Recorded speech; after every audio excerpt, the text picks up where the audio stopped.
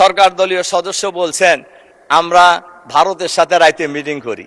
বাংলাদেশের জনগণ জানে কে কোন দল কারা ভারতের সাথে মিটিং করে, কাদের সাথে আত্মীয়তা বাড়ের 51 ভাগ শক্তিশালী না 70 ভাগ শক্তিশালী, এটা তো খুব পরিষ্কার, এটা সবাই বুঝবে।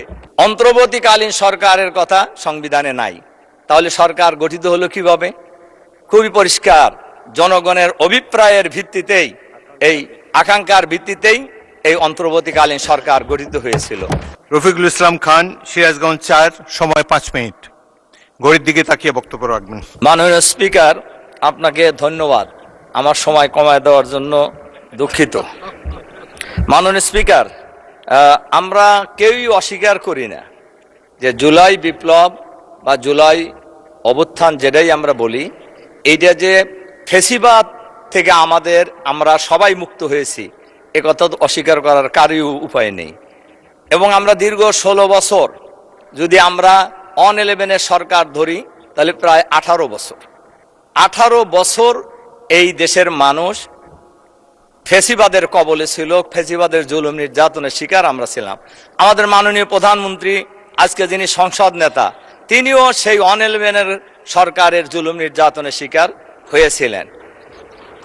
দীর্ঘ সংগ্রামের পর যখন ফেসিবাদী সরকারের প্রধানমন্ত্রী পলায়ন করে চলে গেলেন বাংলাদেশ থেকে, তখন একটি সাংবিধানিক সংকট দেশে তৈরি হয়েছিল।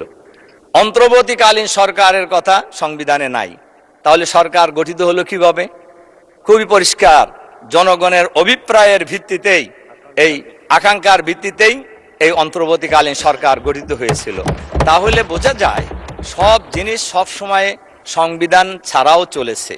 আজকে যে গণভোটের ব্যাপারে প্রশ্ন তোলা হয়েছে, 77 সালে গণভোট হয়েছে, এরশাদের সময়ও হয়েছে, 91 সালেও গণভোট হয়েছে, এবং এই কোনো গণভোটের কথাই সংবিধানে ছিল না, কিন্তু গণভোট হয়েছে এবং সেই গণভোট অনুযায়ী কিন্তু আমরা দেখেছি কার্যকরও হয়েছে। কাজে এবারও প্রায় 70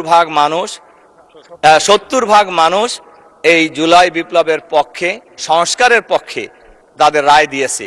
আমাদের মাননীয় সরকারি দলের একজন সদস্য বলেছেন যে 51 ভাগ পরিবর্তনের পক্ষে, সংশোধনের পক্ষে মত দিয়েছে। 51 ভাগ শক্তিশালী না 70 ভাগ শক্তিশালী, এটা তো খুব পরিষ্কার, এটা সবাই বুঝবে যে 70 ভাগ অনেক শক্তিশালী। সম্মানিত মাননীয় স্পিকার, আমাদের একজন সরকার দলীয় সদস্য বলছেন আমরা ভারতের সাথে রাইতে মিটিং করি। বাংলাদেশের জনগণ জানে কে কোন দল কারা ভারতের সাথে মিটিং করে, কাদের সাথে আত্মীয়তা বাড়ের, ভারতের কাদের আত্মীয় স্বজন এখন পলায়ন করে ভারতে আছে, এবং আগে কারা যায় ভারতে ছিলেন, এসবই বাংলাদেশের মানুষ জানে। কাজী এইগুলি বলে আজকে সংবিধান সংস্কারের যে অভিপ্রায় বাংলাদেশের মানুষের রায়, এই রায় থেকে বিরত থাকা আমি সমীচীন বলে মনে করি না। আমরা আজকে যারা এখানে আজকে সরকারি দল এবং বিরোধী দলে ছিলাম, আমরা কিন্তু সবাই এই ফেসিবাদের জুলুম নির্যাতনের শিকার। আজকে সংস্কারের মধ্যে যে কথা বলা হয়েছে, সুপ্রিম কোর্টকে আলাদা সচিবালয়ের মধ্যে, বিচার ব্যবস্থাকে আলাদা সচিবালয়ের মধ্যে নিয়ে যাওয়া। দেখেন, আজকে প্রধান বিচারপতি একজন দলীয় লোক ছিলেন খায়রুল হক, কেয়ারটেকার সরকারকে লন্ডভন্ড করে দেওয়ার কারণেই এই ফেসিবাদী সরকার দীর্ঘায়িত হয়েছে। কাজেই আমরা চাই, সবাই মিলেই চাওয়া উচিত, আমাদের সবার অভিপ্রায় আমাদের এই বাংলাদেশ ভালো চলুক, আমরা সবাই মিলেই এই বাংলাদেশকে আগামী দিনে গড়ে তুলব।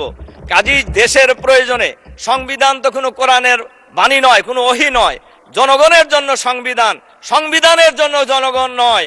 কাজেই জনগণের প্রয়োজনে সংবিধান সংস্কার করা কোনোই অসুবিধা থাকার কথা নয়। এজন্য আমি আপনাদের কাছে বিনয়ের সাথে এই অনুরোধ রাখতে চাই, আমরা যারা দেখেন সংবিধানের কথা, আমার খালি বারবার চোখ যেতেছে হলো সময়ের দিকে, ঘড়ির দিকে। আসলে সংবিধানের কথা আমরা বলছি, আমাদের একজন সদস্য বলেছেনও, আমার এখনো স্পষ্ট মনে আছে, সংবিধানের কথা বলে আমাদের উপর, বিরোধী দলের উপর যে জুলুম নির্যাতন চালানো হয়েছে, দেশনেত্রী বেগম খালেদা জিয়া বলেছিলেন আমরা যদি আবার সুযোগ পাই এই সংবিধানকে ছুঁড়ে ফেলে দেব। উনি তো বলছিলেন, তাহলে কি ওনার কথা কি একেবারেই অমূলক ছিল? শুধু তাই নয়, আমরা সব সময় লক্ষ্য করেছি সরকারে যারাই থাকে তারা সব কিছুকে দলীয়করণ করার চেষ্টা করেন। আমরা আশা করব এখন যারা সরকারে আছেন তারা দলীয়করণ করবেন না। যদি নাই করেন তাহলে আপনাদের সংস্কারের ভয় কেন? সংস্কার করতে আপনাদের অসুবিধা